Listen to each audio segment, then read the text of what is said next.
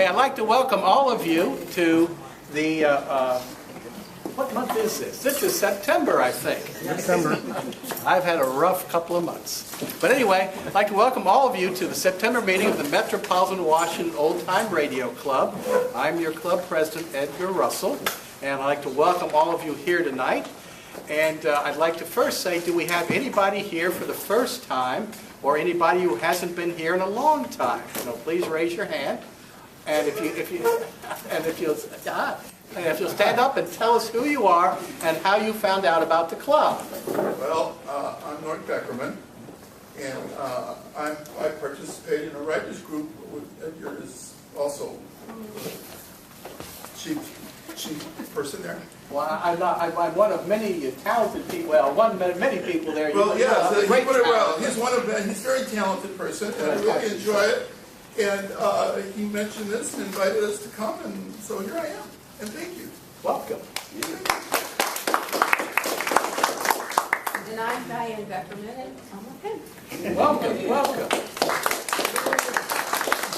Do we have anybody else here who hasn't been here before? Yes. Well, it's been a long time, and you only have yourself to blame because you mentioned this event.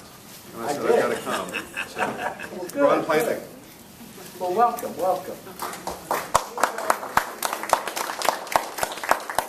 Yes, Cynthia McDowell, and I learned of it from you also, Edgar, so looking forward to hearing the slapstick. Well, that's right. Well, it's going to be all kinds of things. What you're going to find is going to be a full range of things tonight. Great. And you'll hear a little bit more about that in a second. Well, what we normally do is we normally will introduce people, and then we're going to have our 15 minutes of old-time radio, and often that's presented by Jack French. Tonight, it's going to be presented by Jeff Whipple, and Jeff and Mary Whipple, who take care of our refreshments. And by the way, help yourself during the social hour. We ask you to leave $1 in the can to help defray the costs. And then, after the 15 minutes of radio, we're going to have our feature presentation. And that's where you all are going to be able to help out. And what it's going to be, and I'll actually probably have Chuck explain the process of how he comes up with it and what we do with it. But basically, just a couple of technical and ground rules. What we're going to do is if all the directors want to come up here for just a minute, and we'll do it in some sort of order, probably best looking first, so that'll let me last. So you can announce what your play is, and if you have some parts, or if you know the people and you want to go and contact and see if they will be in the play, or if you want to audition people, you can say who would like to be in the play, and then they'll come and see, and then you can talk to them, whatever. What we'll do is after the 15 minutes, or if you want to do it during the 15 minutes, you can, but you'll sort of get your people, and we'll have time for maybe one rehearsal.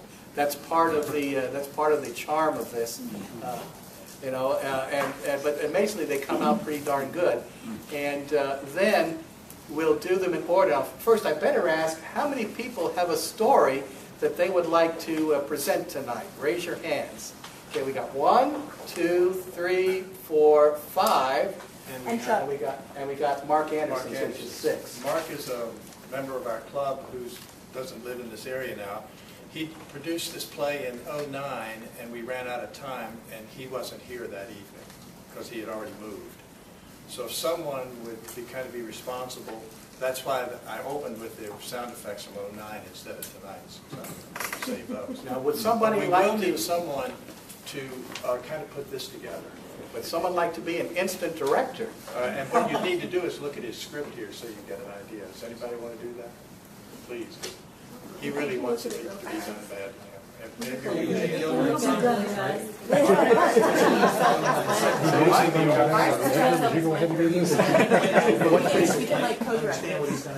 You want to co-direct Mark's or what? Things are volunteer. Okay, sure. Go ahead. No deal. I mean, unless someone else who doesn't have one. But Okay. you'll take this. And Okay. there are enough scripts in there for the actors. Okay, now. It's sealed. You have to. We have time, so we don't have to go right. It's not 6 minutes. It's a short play. I know, a lot of but rehearsals and setup and casting, everybody run around like crazy people. But anyway, if the directors, I'll just start by saying, I have a couple of parts that I need to cast, and I need the voices of two men, and I need people who have a good Spanish accent for dramatic roles. They're not comedies, but they're dramatic. So, does anybody feel that I've not talked to that has a good Spanish accent that would like to take a crack at this play? Don't all rush at once. Okay, well, I'll hunt a couple of people down, and we'll do the best we can. Now, do any other directors want to make an announcement, or do you want me to get? And that's Katie Mitchell. No, oh no, I'm sorry. What? Alice. Okay, I got you. I'm sorry. I got you. Please announce and introduce yourself. Hi, I'm Alice Hartford. Hank Jacobs and I wrote a script, and if anyone's interested in being an announcer, and then I also need 3 or 4 men and 3 or 4 women to be basically like background roles, not typical parts or lines. Well, I rehearse my background people for hours. I'm very demanding. I'm only joking a little. Only a little. Those of you who've worked with me know. But anyway, okay. Anybody else want to announce who they need, or you want? Yeah. I need, I think, 2 miscellaneous townspersons, a Shirley, and a narrator. Shirley. There we go. Call me. We're gonna need 6. All right. A Shirley. Is this a comedy or a... It's a comedy. It's a western. Can I, Yes, Fred. all right, I need a Bill Conrad voice, if anybody wants to tackle Matt Dillon. And if anyone would also like to try a James Stewart voice. Wow. Would it have to do something like that? Well, not as pronounced, but I need, you want to give it a try? I'm willing to try anything for you. All right. You will become Brett Fawcett, the 6-year. So, but I'm serious. Anybody? Matt Dillon's kind of a big role. So if anybody would like to attempt it, my original plan was to come here and do all 9 parts, and I thought, no, I think I should spread it out. But the way it's going, as a kid I did that, but it's been years. Anyway, I've got 3 parts definitely cast. So if anyone would like to do something, see me almost immediately after Edgar says to spread out. Okay. Frank, you might want to tell everybody, to the new people, that there are no ego problems in the room, so you might as well. Now, actually, this is a fun script, and I think taking part in this will further enhance your visibility to the club, whatever that may mean. Whatever that may mean.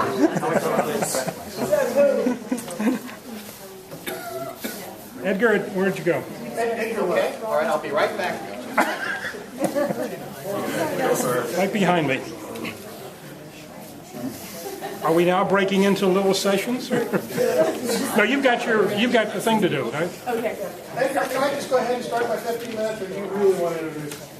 Well, I'll introduce you, and then, of course, I sort of did introduce you, but I'll give you another introduction. Make a real quick announcement. Say what? Real announcement. Sure, absolutely. We need 6 people. We need 3 guys and 3 girls. We haven't quite determined what the parts are yet, but There's 6. anyone adventurous. We need 6 adventurous people. The guys play the girls play the guys. And without further ado, for our 15 minutes, It's too late in the morning here. you're already here. Jeff Whipple. Okay. You can sing down in the valley. My apologies to the Jack French version of 15 minutes of radio, because I do not have the great historical stuff that he has. And so with me, you get classic comedy, because that's what I have. And what I picked tonight, I picked for a reason. I'm actually trying to put together a program for Fred for someday of kind of bloopers and ad-libs and how they get resolved in a show or they continue on to other shows. So tonight's blooper is probably one of the most famous bloopers. It continues on to the next week, and then about a month later, it finally dies. And I have, instead of 15 minutes of one radio show, I've got about 4.5 minutes of 3 radio shows. All Jack Benny. They are from 1946, and there'll be a pause between the shows so you can kind of tell. I put in about a 3-second pause between the clips so you can tell one week from another. And I don't think there's going to be a lot of things I need to say about the clip itself. You'll hear pretty fast. I will say this. Preceding the first episode was another great classic Jack Benny show where he did a takeoff on the Whistler called The Fiddler. Okay? And it's going to pick up with the end of The Fiddler. And then the last clip is the first appearance of Mary Livingston's real-life sister, Babe, who is also made fun of throughout the show, but she actually has a part, and I think she only plays in 4 or 5 of the Benny episodes while her sister is gone, while Mary's probably in Palm Springs or wherever it is she wants to be, and you'll hear Babe. Chuck, you want to get us started? Sure thing.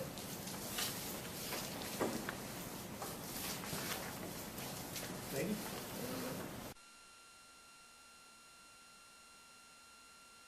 Ladies and gentlemen, people often wonder what a comedian does after he finishes his radio program. Well, let's go back to last Sunday afternoon. The Jack Benny program is over, and Jack and Mary are leaving the studio. Gee, Mary, I liked the show we did tonight, didn't you? Yeah. Wasn't that a terrific mystery sketch I did? The Fiddler. Gee. I am the fiddler. I influence the lives of innocent people. I make them steal, hate, and even murder. Jack, put away that knife. The program's over. I'm just cleaning my fingernails.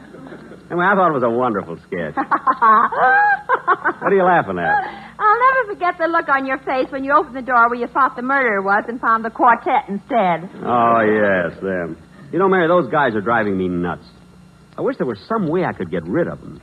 If I could just say, I've got it. Oh, no, Jack. Where would you hide the body? I wasn't thinking of that. Anyway, I got to figure out some way. Jack, let's stop in the drugstore for a snack. Well, look, Mary, it's only 5 o'clock. If you'll wait till later, I'll take you out and buy you a full-course dinner. I'm no gambler. I'll take a sandwich now. All right, come on. Here are 2 seats, Jack. Oh, yeah. What are you going to have, Mary? Oh, I don't know. Oh, here's something that looks good. A Dunker Special. A Dunker Special? What's that? Coffee, donuts, and a rubber glove, 15 cents. Nah, I don't get that. I had it last time. The glove had a hole in it. What are you going to have? Gee, I don't know. Oh, waiter. Waiter. Yeah.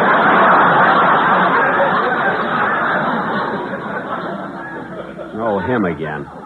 Now, let's see. Waiter, I'll have a Chiss Sweet Sam.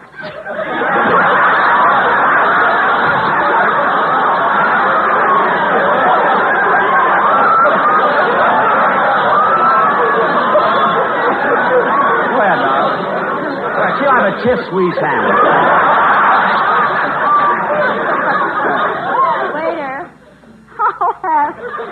I'll have a Swiss cheese sandwich. Yes, ma'am. 1 Swiss cheese sandwich. 1 Swiss cheese. Well, I see Mr. Kitzel is still working here. Ladies and gentlemen, last Friday, Jack Benny asked the members of his cast to come to his house at 2 p.m. So let's go back to Friday and find out why Jack called the meeting. Is everybody here, Rochester? Oh, but Dennis Day phoned and said he'd be a little late. That's funny. Dennis is always on time. I wonder what delayed him. He said that last night was Halloween and some kids took the wheels off his bicycle. Well, why didn't he take the Sunset Bus? They took the wheels off of that, too. that's what Dennis gets for living in that kind of a neighborhood. I'm glad the kids around here aren't that rowdy. Me too, boss. By the way, Rochester, go out and take the bathtub off the front porch and put it back in the house again. Well, what are you waiting for? Take the bathtub off the front porch. Okay, but there ain't much gas in the car. Gas in the car? What's that got to do with it? The front porch is in Pasadena.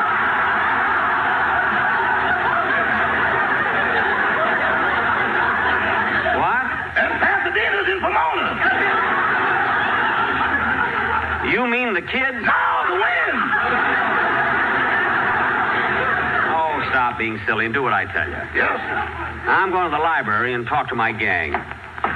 Shine on, harvest moon up in the sky. I ain't had... Uh-oh. I better hide these bicycle wheels. Dennis is liable to get sore.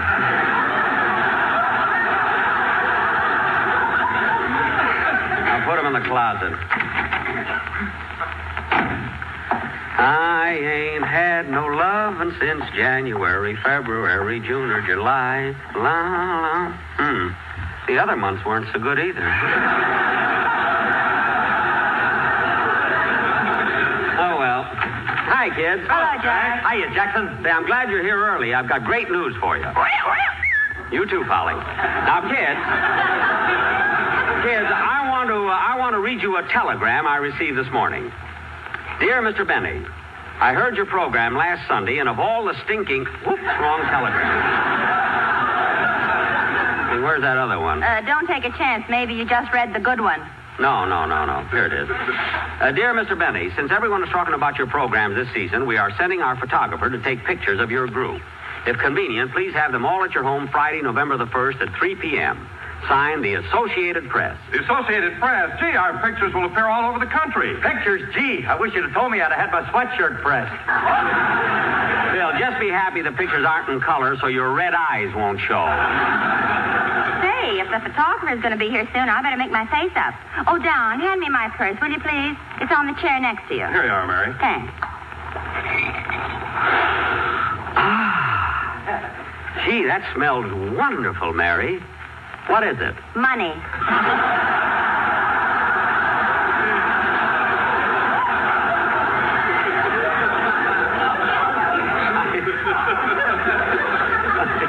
I mean, besides that. Oh, it's some new perfume I'm wearing. It's called Get Away From Me, Boys. I'm Going Steady. Now, let me see. My lipstick. Lipstick. Why don't you turn your purse upside down and empty it, Mary? Okay.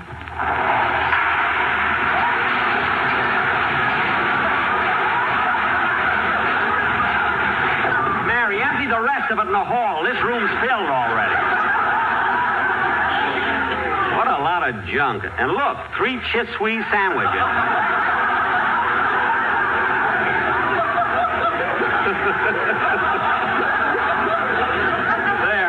There's your lipstick, Mary. Thanks. There's the phone. I'll get it. Hello? Hello, Mr. Benny. This is Dennis. Oh, hello, Dennis. We're waiting for you. What's taking you so long? I couldn't get a taxi. Oh. So my mother's driving me over in her steamroller. But, Dennis, I thought it was your Uncle Harry that drove the steamroller. Not anymore. Why? What happened? Well, yesterday something was wrong with the front roller, so he got out to look at it, and some kids played the meanest Halloween trick. Dennis, that's terrible. Where's your uncle now? Well, you know that white line that runs down the middle of Wilshire Boulevard? Uh-huh. The dark part of it is Uncle Harry. Dennis, stop making things up like that. Your uncle passed here this morning. Didn't he look thin? Oh, hang up and get over here. Yes, sir. What a kid. Dennis will be here in a few minutes. Mary, what are you doing with the parrot? Oh, just playing with her. She's cute. Yeah, she's smart, too. Last night I taught her name, Polly Benny. Go ahead, Mary. Ask her what her name is. Okay. Come on, Polly. What's your name? What's your name? I am the fiddler.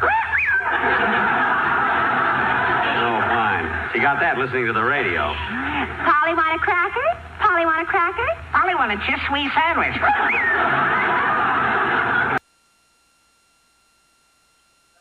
You're not forgetting your rehearsal, are you? Oh, no. Miss Livingston's sister, Babe, is going to pick me up and drive me to the studio. Miss Livingston's sister? Yes, Mary has a cold, and Babe came out from Plainfield to spend the holidays with her.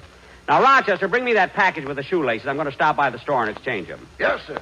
And say, boys, Yeah? if you see a mousetrap that recites the night before Christmas, buy it. I'm getting hoarse. I'll look around.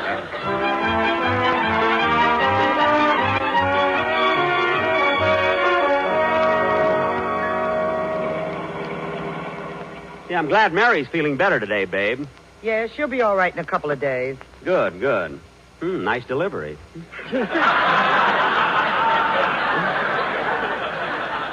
No, you can talk loud. We're riding in a car, you know? Bum, bum, bing, bum. Bing, bum, bum. Bing, bum, bum, bum. I hope Mert's listening, bum.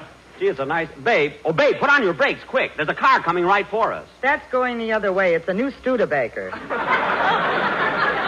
Gee, you can't tell when those Studebakers are coming or going. I know. The other day my boyfriend was hit by one. How?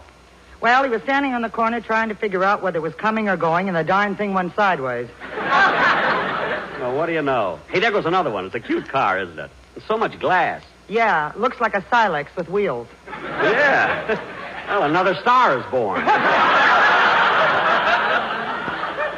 I wonder... Don't be nervous, babe. Don't be nervous. That is a nice Studebaker. I wonder what model that one is. They have 4 models. Champion, Commander, Regular, and Drip. Oh, good. Oh, yeah. You know, babe, I was thinking, people who live in Studebakers shouldn't throw stones.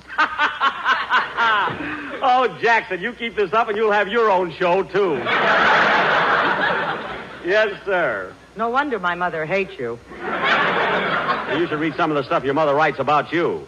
Believe me. Hey, there's Dennis standing over there in the corner. Let's stop and pick him up. Oh, Dennis! Oh, hello, Mr. Benny. What are you doing standing on the corner, kid? You should be at the studio rehearsing. Oh, I'm waiting for the Pico bus. But, Dennis, how can you get the Pico bus on Sunset Boulevard? My mother drives it.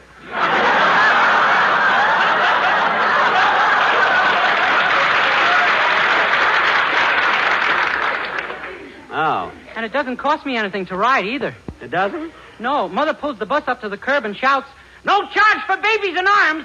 Then she gets out and carries me in. Dennis, stop that nonsense and get in the car. Okay. Dennis, this is Mary's sister, Miss Livingston. Hello, Miss Livingston. You can call me Babe. You can call me Toots. Dennis. Dennis, that's her name, Babe. Oh. Well, let's go, Babe. Come on. Say, Babe, after we stop at the studio, I want to go down to the department store and exchange the gift I bought for Don Wilson. The shoelaces? Yeah, how'd you know? Mary told me all the trouble she went through with you last week. Yeah, well, I can't help it. I got to get back and get those shoelaces with plastic tips. I want Don to be happy. Plastic tips, metal tips. With his stomach, he'll never see them anyway. Hey, that's pretty good. Pretty good. That's right. Take a bow. I'm alone in the car. Take a bow anyway. I guess you've never heard of mirrors, eh, babe? What'd you buy me for Christmas, Mr. Benny? I'm not going to tell you, Dennis, but it'll be under the tree on Christmas morning. Gee, another pine cone. Oh, no, it isn't. Say, babe. Every year I get a pine cone. Say, babe. The first year I didn't know it was a pine cone. What? I thought it was an artichoke and I ate it. Oh, Dennis, stop. Imagine eating a pine cone. Say, babe. The doctor pumped out my stomach and built a fire. A fire? Yeah, I was empty on the inside and burning on the outside. Oh, quiet! Now, babe, when we get to the studio, we'll only stay a little while so I can go to the store. Phil is probably rehearsing Dennis's number. Oh, I rehearsed my song all morning. Would you like to hear it? Well, if you got to open your mouth, I'd rather have you sing. Go ahead. But we're riding in a car. I know. Babe, put the top down. Some people may want to show their appreciation. Wait in the car for me, babe. I'll only be a minute. Beg pardon, Governor, but you can't park your car here in front of Buckingham Palace. They're changing the guards, you know. Buckingham Palace? This is NBC in Hollywood. Hollywood? My, in this fog I must have strayed a bit off my beat.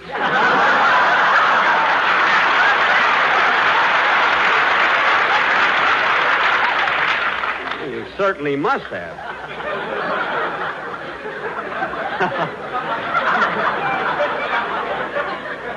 Well, I'll see you in a few minutes, babe. Okay, I'm hungry, so I'll go to the drugstore and get a Chiz Sweet sandwich. The whole family likes them. And that is the Chiswee story, which started out, like I said, as one of those flubs that got legs of its own. If you missed it, the week before this was actually one of the great episodes of all times. It's the first time Jack Benny went shopping for Don Wilson for Christmas, and it was the metal tips, plastic tips gift. And that started a run-on gag for another 6 or 8 episodes. Yeah, I thought you were going to have Cimarron rolls. That's a possible one too. As is Brute Trail Person or whatever his name was.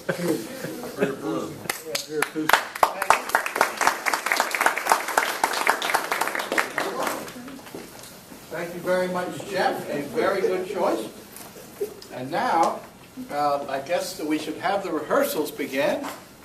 And I guess I'd like to have my Pedro and his and my play. If the people want to assemble, I'll take you somewhere and we'll rehearse. And I assume everybody else will do the same.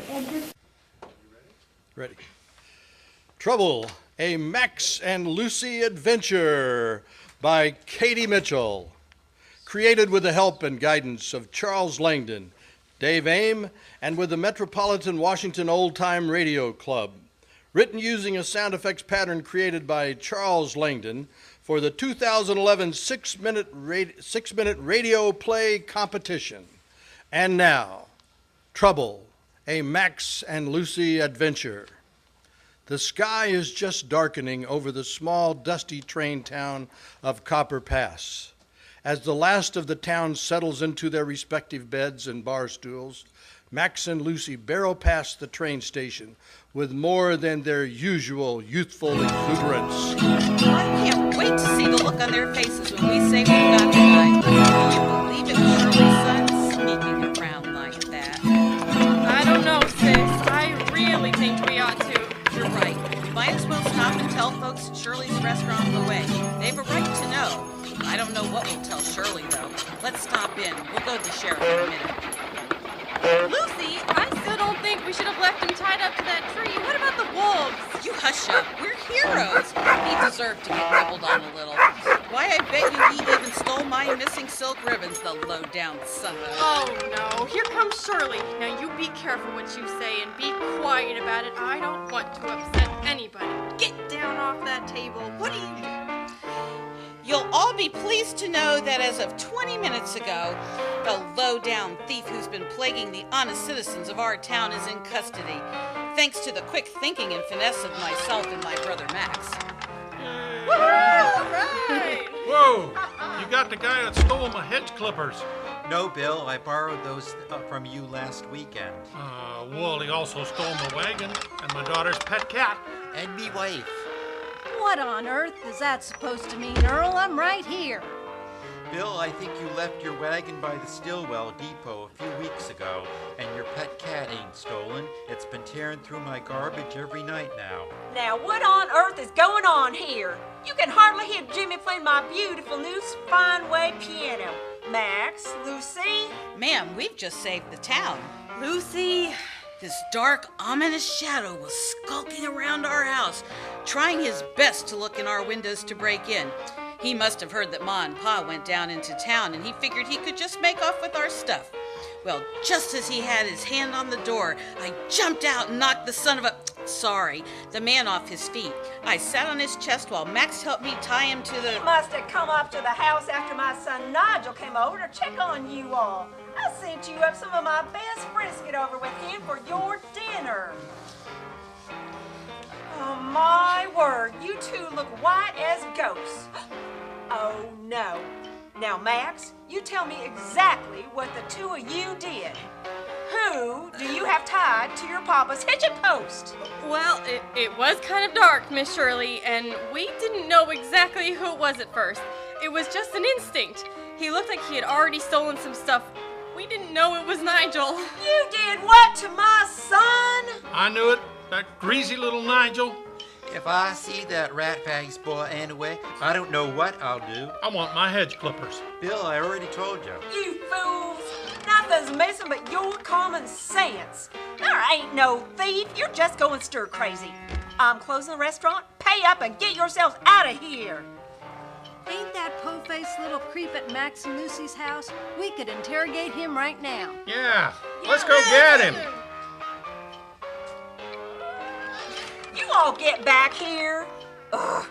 And you two, when I'm finished locking up the restaurant, ooh, I'm so mad that I can't see straight. You two, you wait on the porch.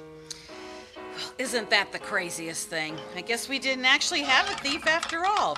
It was just our own silly absent-mindedness. Can't blame us, though. In a town as small as this one, we'd all jump to conclusions just to make things more interesting. Maybe you'll listen to me next time, Luce. You've got a righteous sense of justice, but not 1 ounce of patience. You should be more careful before you take the law into your own hands, tying poor Nigel to the tree like that, just when he was checking in on us. A citizen's arrest is perfectly legal, Maxie. Anyway, it gave us an excuse to go down into town and see the trains. It gets so boring back at the house when Ma and Pa are out. I guess we should head back home before that mob of people tear up the place too badly. Max, you don't think... Oh, no! Well, it looks like our 2 heroes had better hurry back to Nigel. By the way, you can enjoy the same lovely piano music from Shirley's new Fineway piano in your own home. Fineway makes pianos of the finest quality for the best price. And as you heard, nothing plays like a Fineway.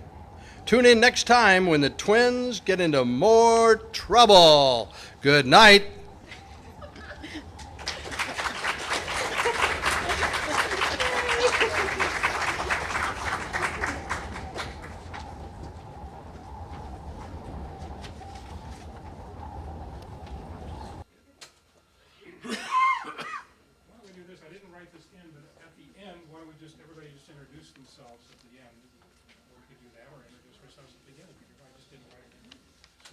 Yeah, we may have a lot of time at the end. Well, it's obvious who they played because they're the same, but I mean, we could. Oh, for right at the end, Yeah. we could just do it at the end. So if I stand here, I can at least maybe. Everybody see me from here? If I maybe move this thing forward a little bit. Sure. We'll just share this mic. Okay, I can step off of this, but I was thinking this way I can kind of throw cues if need be. What about Big Mark here? Where do you want him to? We're going to test.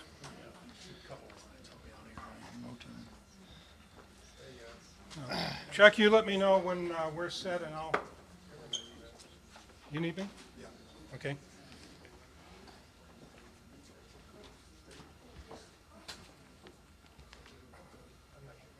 Mind sharing a mic? Brought to you by Not So Fineway Pianos. Yes, I must. Very well. That was a great commercial. I like the way you worked that in. That has worked off. Fineway.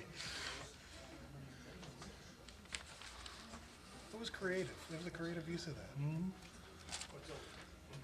Somebody's been listening. Who was that? Some Gershwin's? Yes. Oh, it's Irving Berlin. What?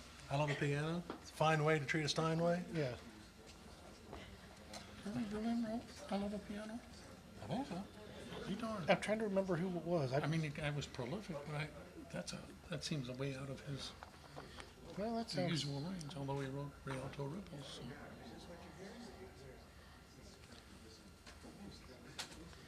And Simone, didn't you also read? Or was that Gershwin? Right next, we were out in Phoenix visiting my parents, and right next to their facility where they live now is the Music Instrument Museum. And I spent the entire day at the Music Instrument Museum, and one of the displays they have is a totally torn apart Steinway. And then they have a video, and it's probably only 5 minutes long or 6 minutes long, of how they build Steinways. And, you know, what goes into it and all of this. I mean, it's a very fast, paced thing through there, but they have all of the pieces laid out in the, not very big display. I got a DVD coming on. It's on my Netflix list, and it's how they build a Steinway, but it's 90-minute DVD. Yeah, I mean, this is, like I said, it's a very quick version of it and stuff like that, and they have some interviews with some of those workers and stuff like that. It's just, But before they ship them, they've got a thing that plays all 8. They got some machine that plays all 88 keys like 10,000 or 100,000 times, so that it's broken in by the time it ships. And one of the guys that's basically the fine tuner says, if I've got an instrument that's loud, I leave it loud, and that becomes the concert pianos. And if I've got one that's a little softer and that's gonna, I'll mellow it out evenly, and that's the home version. So I'm gonna leave the loud ones loud, and I'll mellow out the soft ones, and that'll be the distinction. Now, do they have a loud and a soft in the catalog? No, I think that's who they ship them to and who they sell. Is it a them function to. of wood? It didn't have enough time to get into that of what creates why one's louder than the other or anything like that. But quite honestly, I got tired of looking at lutes and zithers and variations on the theme and the sheer numbers of percussion instruments and stuff like that. And it's amazing how the same industrialized societies really advance music, because it isn't until you get into Europe and you get into Germany and France that you get saxophones, tubas, trumpets, bugles, all that other kind of stuff. And those never basically aren't invented in Asia or Africa. They basically become Mostly reed instruments, aren't they? Yeah. And But drums. it was fabulous, 4 hours or whatever it was we spent there, 5 hours in that museum. And it was so far away. And you'd know, I did meet their upstairs, they live in a retirement community now. Their upstairs neighbor, Joe Garagiola and his wife. It's 84, 85. And then his son. Oh, yeah. And then there's a Today Show, and there's game shows, announcers. He did, an incredible career. All right, I think all the technical problems are worked out. We will introduce everyone at the conclusion of our performance. I almost lost my And glasses. I can't even see the engineer from here, but I'm assuming he can. Can he see me? Okay. All right, here we go. You ready? Everybody ready? Good evening, and welcome to the tiny little theater of the. Wait a minute, no, hold the music. Let's hold it until I. We're gonna start from the beginning, right? Okay. All right, take 2. And it's when I say what we're bringing you. You see the script? Okay. All right. Do we have the same scripts? Next year, the script for Chuck. Yes. That's right. There used to be a script for Chuck. You're playing it back on a computer. We shouldn't have to rewind, right? That's right. Johnny, can you help him with electronics in the modern age?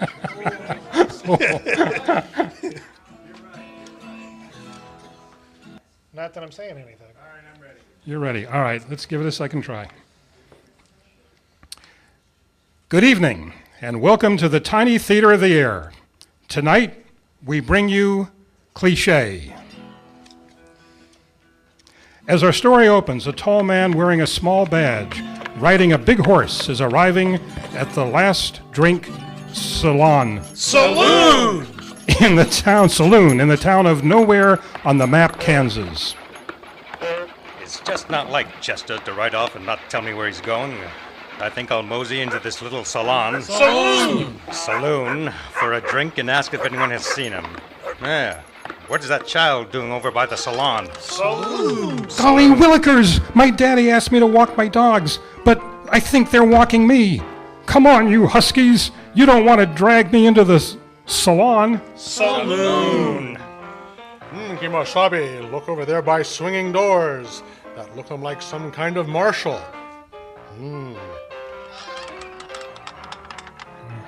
Keep going. Door, just hit him in back of head. Yes, Tonto, it's Marshal Dillon. I wonder what he's doing here. You keep your eyes out for Cavendish, and I'll go over and talk with him. Evening, Marshal. Anything, masked man? Is there something I could do for you? I was just about to ask you the same. Look out, stranger! Too late. That swinging door just knocked that man flat on his face. The man the Lone Ranger was referring to didn't realize that the swinging door would swing with such force, and that he was thrown to the ground. A pack of business cards fell from his pocket. Marshal Dillon made his way over to the man to help him up. As he did so, he picked up the cards and looked at them. Have gun, will travel. Here, let me help you up, stranger. I don't recognize your face, but your business cards look awful familiar. My name is Paladin. I think we've crossed paths at some point in time. Did you ever visit the Sea-Bar Star Ranch? I might have. It would have been a long time ago. Do you happen to know this masked man over... Now, where did he go? He was just here a second ago. As Marshal Dillon looked over the room, his eyes stopped at a table where a man sat. He was angular and long-legged. His skin was sun-dried, dyed brown. The gun in his holster is gray steel, mother of pearl, the handle unmarked. His name, Brett Ponsett, otherwise known as the Six-Shooter. This is a strange place. I've seen a masked man talking to a marshal. Then he walks off with an Indian, and now the marshal's helping a man who was thrown to the floor by that heavy swinging door. He just picked up what looks like a stack of business cards. The Six-Shooter makes his way over to Marshal Dillon and the man called Paladin. Would you gentlemen be needing assistance? Darn those doors. I seem to spend most of my time helping people and need a help. Actually, I could use some help. I've been looking for my deputy. His name is Chester. By any chance, have either of you seen him around here? Let's take a look outside. That piano player is starting to get on my nerves. Yes, well, that's That's better. Yeah, I have to talk to Kitty about that piano. I sort of like it. It's been kind of rhythmic here. And so the men and walked. There goes that going door again. Walked to the door. The weather has changed a bit since I first came in here. Looks like there's a big storm coming up. Yeah, it looks like a storm. You know, when you look off in the distance, you can actually see what looks like a house being blown up in the air, with a small girl sitting on the roof holding what looks like a small dog. You know, sometimes your eyes can play tricks on you. I remember once. Yeah, I think we all could tell some stories. Take, for instance, what I do. It's a chancy job. It makes a man watchful and a little lonely. Let me get this straight. You're looking for your deputy? I just want the facts. Now, wait a minute. Are you sure you're who you say you are? We're starting to sound a little like another lawman I've heard about, but he works further west of here. Yeah, I think I know what you mean, Marshal. He's got a funny name like a day of the week. All right, hold it. Let's get back to the present. That wind really is starting to kick up, isn't it? Marshal, do you see something way over there? Now, don't tell me you're starting to see flying houses. Now wait a minute. I see it too. It looks like a man and he's walking this way. That wind is really blowing him around. He almost bumped into a wolf or some kind of animal. Mr. Dillon! Mr. Dillon! Chester, is that you? Where have you been?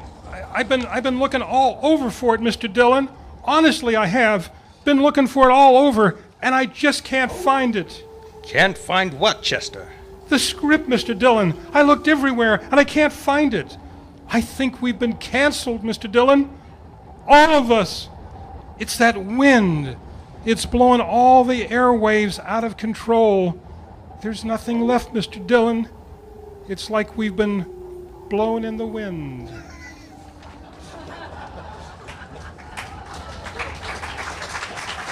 And with that thud, the script called Cliché was written by Fred Burney, and in my cast I had Jeff Whipple as Brent Ponst, Con Abbott as Tonto, and what is his name? Paladin. Mark Bush as the Lone Ranger. Dennis Roma as Matt Dillon. Thank you, everybody. Thank you. Great job.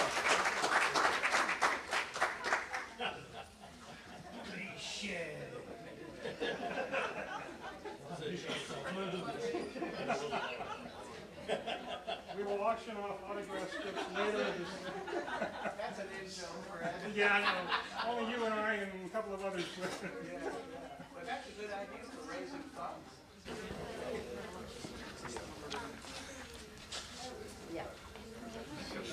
Come back. Yes. Background.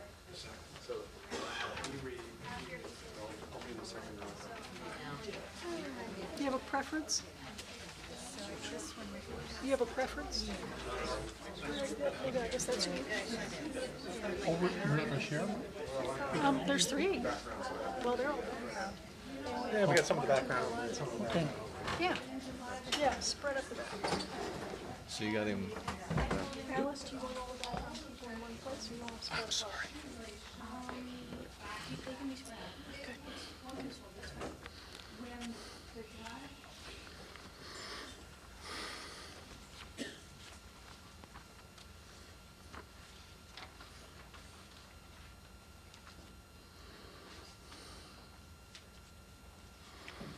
The End of the Trail, a radio play by Alice Harshbarger and Hank Ickes, is based on a Metropolitan Washington Old Time Radio Club sound effects pattern challenge for a 6-minute radio play issued in March 2011.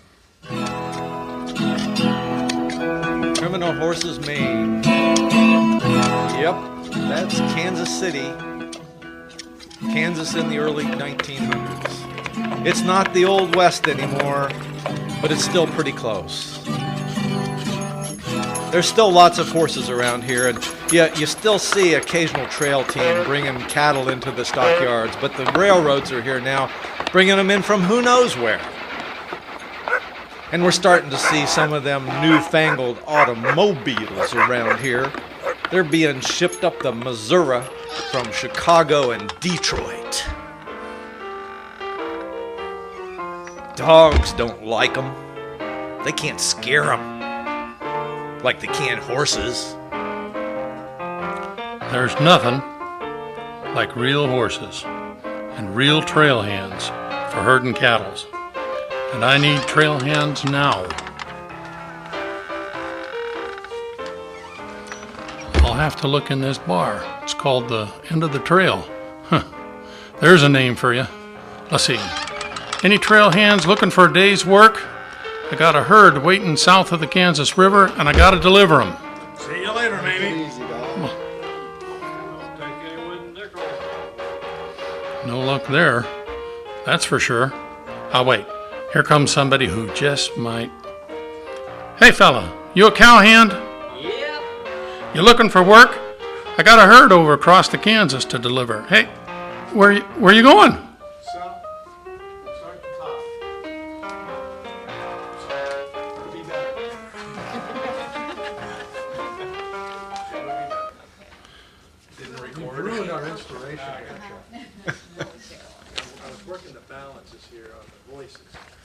Let's just go for it again. That's why we do this. Start over?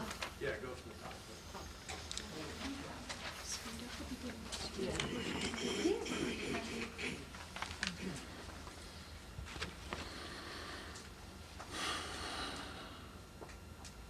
Okay, go. The End of the Trail, a radio play by Alice Harshbarger and Hank Ickes, is based on a Metropolitan Washington Old Time Radio Club sound effects pattern challenge for a 6-minute radio play issued March 2011.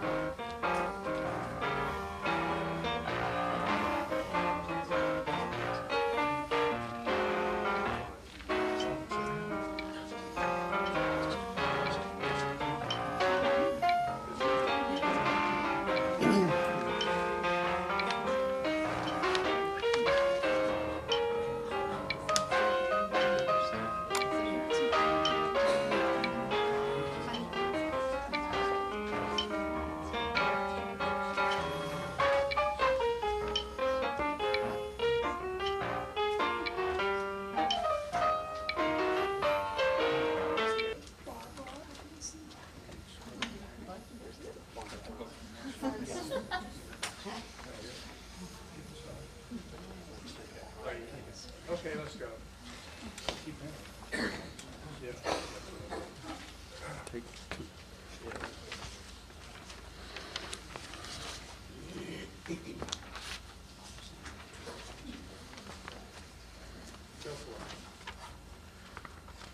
The End of the Trail, a radio play by Alice Harshbarger and Hank Ickes, is based on the Metropolitan Washington Old Time Radio Club Sound Effects Pattern Challenge for a 6-minute radio play, issued March 2011.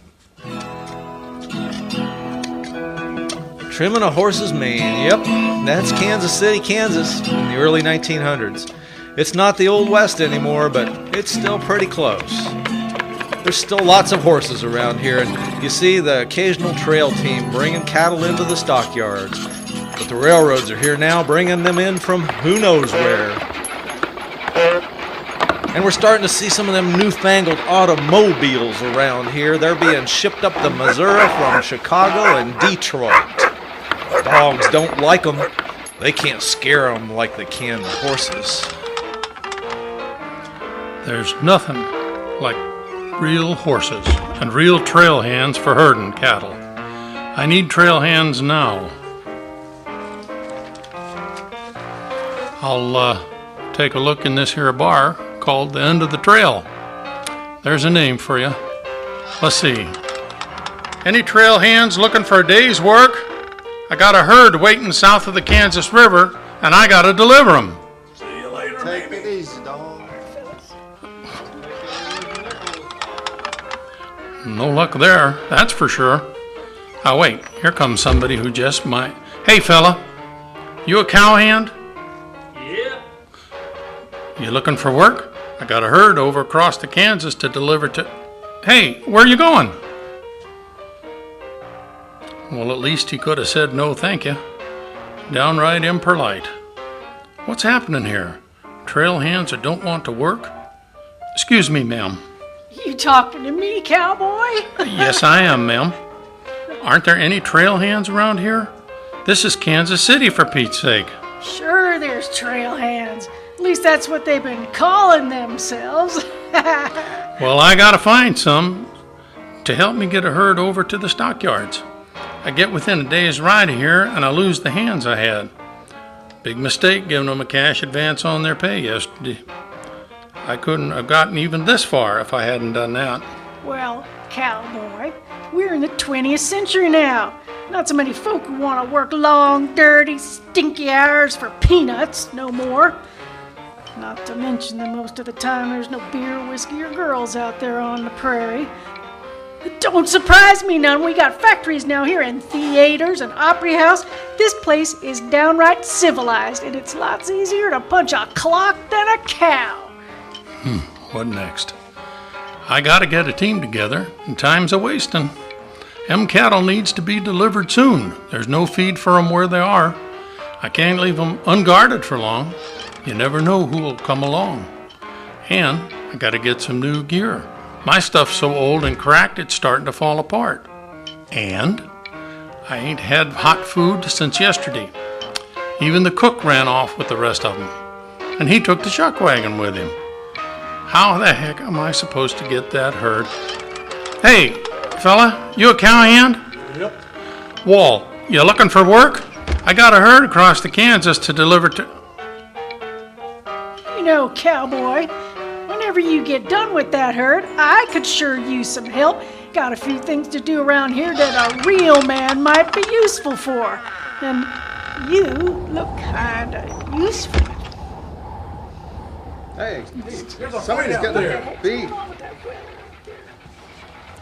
Would you look at that crowd? Seems like the whole city's out there. Oh, man,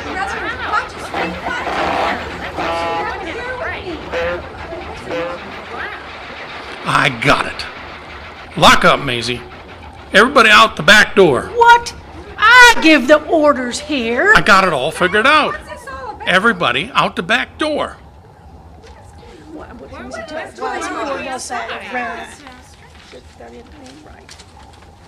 Look, Maisie, send some of your girls for horses. I'm going to put them to work. What are you talking about, cowboy? These girls work for me. I tell them what to do. Darn machinery. I'll pay you. All of you.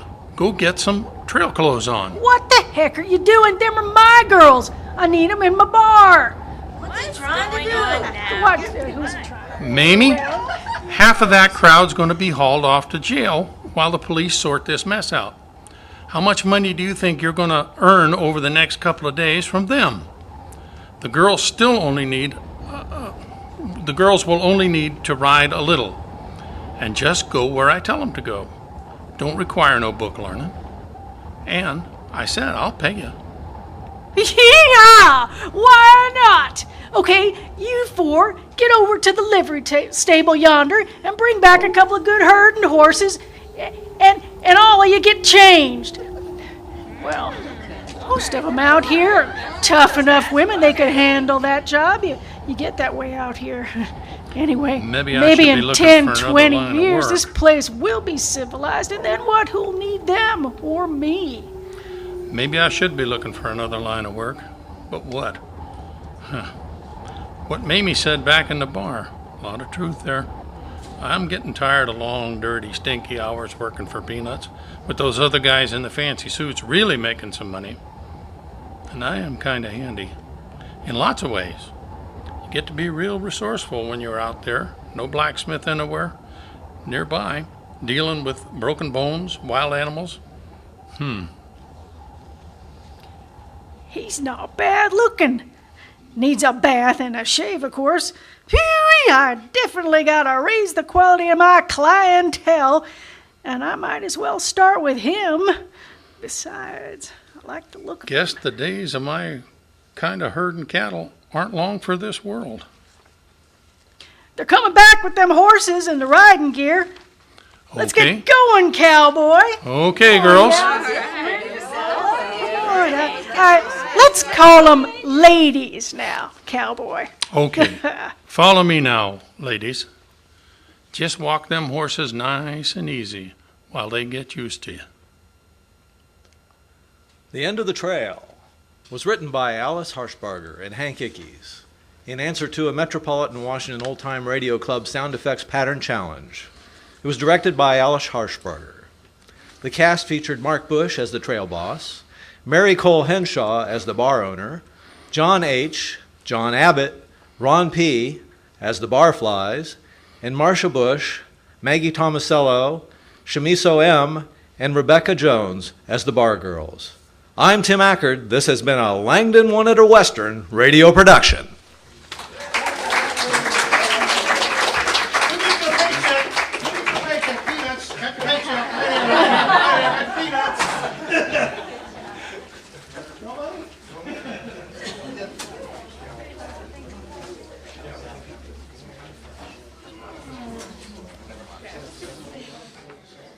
Unless, of course, you would like to all of a sudden be the hostess. Yes, no. If I fall over of a heart attack, then you... Then I'll have to be the hostess. Yes. Yes. And your name is Bess. It's Bess? Yes. Okay. Yeah. Okay. I don't do it very well. Yeah, don't start yet. We're ready. Flint Dixon, Private Eye, Episode 1, Pin the Crime on the Gangster, written and directed by Sally Stevens, copyright 2001. Okay. Flint Dixon, Private Eye, Episode 1, Pin the Crime on the Gangster, written and directed by Sally Stevens, copyright 2011. And now Act 2 of Flint Dixon, Private Eye, and Pin the Crime on the Gangster. When we last left our hard-boiled hero, he had just received a phone call from a mysterious woman asking for Flint's immediate assistance and to meet her at a notorious watering hole.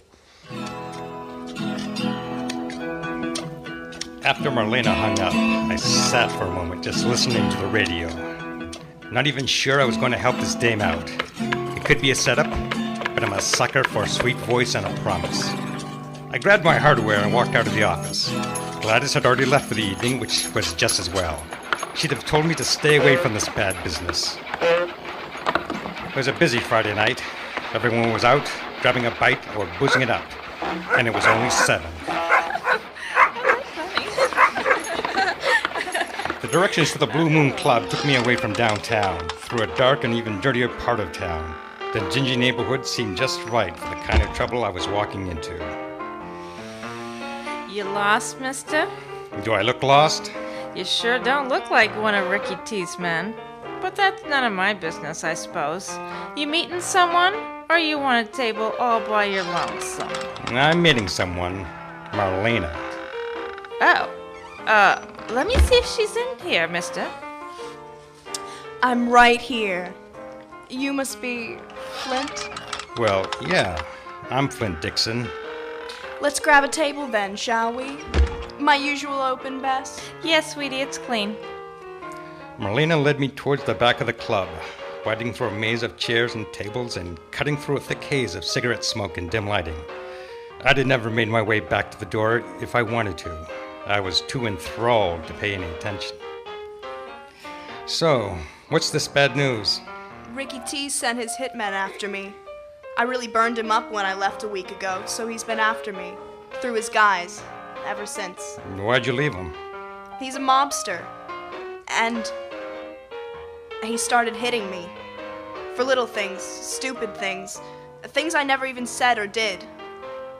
When he clocked me so hard I didn't wake up for 3 hours, I grabbed my coat and got lost. If I hadn't been done in by just first laying eyes on the stunning Marlena, then a story already was enough to hook me. I can't abide a man that beats a woman, no matter what his reason. He must think he's a pretty big wheel to get away with this, plus all the other unfortunate issues rumored to be associated with his gang. Missing persons, murders, and expensive thefts were on the short list of the police open case files that likely tied to Ricky T. But that's not all I grabbed when I left Ricky T's that night. What? What do you mean? I grabbed proof. Evidence. Ricky T wants it back. I know he knows it's missing. It's his ticket to the big house for sure. I was already going to help you, Marlena, but this sure changes the game. What kind of evidence could get Ricky T arrested? He keeps the locked briefcase by him all the time, but it was open that night, probably because he was so drunk. I grabbed everything I could from it. It's gotta be important. It looks like it's in code. We could try to decipher it back at the office, or would you like a drink first? I'd love a drink, Flint, if you're buying. Sure, honey. Hey, bartender, give me a whiskey sour and, what'll... Marlena, didn't expect to see you. And haven't you finally decided to crawl back to Ricky T? Get away from me, Joey, you ugly brute. Whoa, hey. What are you doing bothering the lady here? Who the hell are you, Marlena? This your date? That's right. So I suggest you cut out, pal. If you don't like it, you can take a powder, pal. Tony, do it. Then Marlena's scream was the last thing I remember hearing. I woke up wet and very cold, and oh, my head. My poor head was pounding so hard I was sure someone was still beating it. Maybe that was just the engine sounds. It took me a few minutes to even sit up and realize where I was. The docks. How did I get down here? It was still dark, so at least I hadn't been out that long. Or I'd been out so long it was the next day. No, that didn't make any sense. I checked my pocket. My .45 was still there, so this was just a disposal, not a robbery. Then I remembered. Marlena. Oh there, fella. Watch yourself. You got a pretty big lump on your head there. How'd you get that, huh? Got hit, I guess. Which dock is this, by the way? This here's Pier 22, the last on the line. You're lucky I was still here checking this load. It was late, you see. Otherwise, you might have been left here alone all night. Well, thanks for seeing me. You got a car by chance? Sure do. It's an old Heap, but it drives. I'm fixing to head back through town to get home. Would you like me to take you to the hospital or maybe the police station? Police? No, that won't be necessary. But if you could drop me off at 77 West Elm, that'd be fine. Yeah, okay. Yeah, alrighty, if that's what you want. Yeah, the kindly dock worker drove me to 77 West Elm, chattering the whole way. As I made my way in the building, I had to hold onto the hand railing to keep my balance. That Tony really knew how to give a guy a headache. As I got to my office door, I noticed the door handle was a little loose. It wouldn't turn, and it must have been broken to get inside. I paused and looked up. There's no light on in the office, and I couldn't hear anything. Maybe whoever had been in here had found, or didn't find, what they wanted, and left. I patted my pockets again. The .45 was secure, and so were the papers from Marlena, tucked in my false coat pocket. Quietly, I pushed the door open. As I reached my office, I was not prepared for what I saw. Hello, Flint. Marlena? Are you all right? How did you... They want the papers, Flint. Just give them to them, please. They'll kill us both. And that's when I noticed Ugly Joey from the club and realized the other giant must be Tony. They both held gats, trained directly at me. Well, hiya, fellas. Let's see if we can settle this amicably, It don't work that way, you knucklehead. All right, then. Don't say I didn't give you the opportunity. As they say, the bigger they are, the harder they fall. Join us next week for Act 3 of Flint Dixon Private Eye, written by Sally Stevens.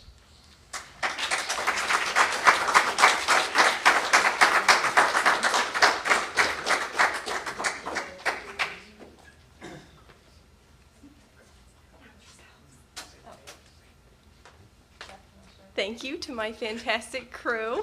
Go ahead, introduce yourself. I don't want to talk to you. I'm Katie Mitchell, and I played Marlena. I'm Dennis Roman. I played Flint Dixon, Private Eye.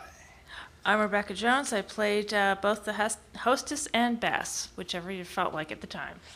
I'm Bill Reeder, and I played the hitman, the dock worker, and Tony. And Jeff Whipple, I was your announcer. And thanks to Chuck for the sound effects.